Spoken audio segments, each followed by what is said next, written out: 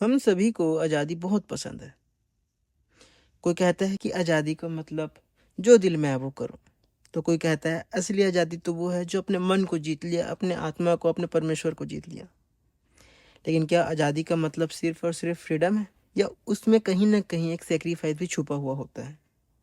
आज हम इसी सवालों का जवाब ढूँढेंगे और कोशिश करेंगे कि इसे एक आसान शब्दों में समझें।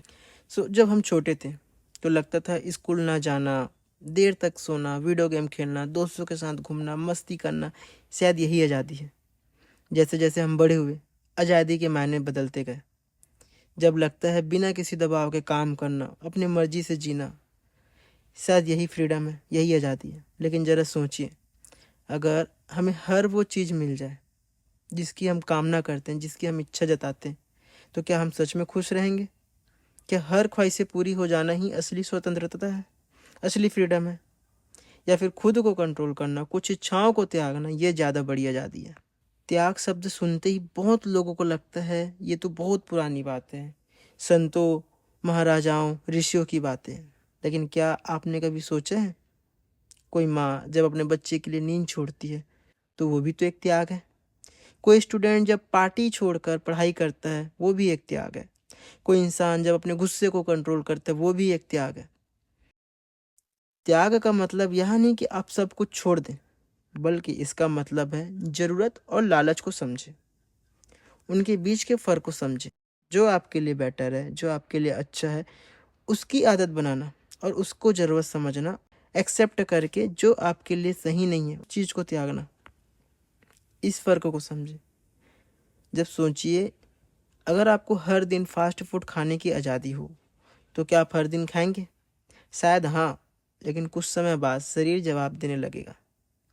वहीं अगर आप संयम रखते हैं, कभी-कभार खाते हैं, तो ना सिर्फ़ आप स्वस्थ रहेंगे, बल्कि खाने में भी मज़ा दोगुना हो जाता है। यानी त्याग से मिली आज़ादी ज़्यादा गहरी, ज़्यादा टिकाऊ होती है। फ्रीडम बिना डिसिप्लिन के धीरे-धीरे एक बंधन का कारण बन जाता है। हम महात्मा गांधी को ही ले लेते हैं।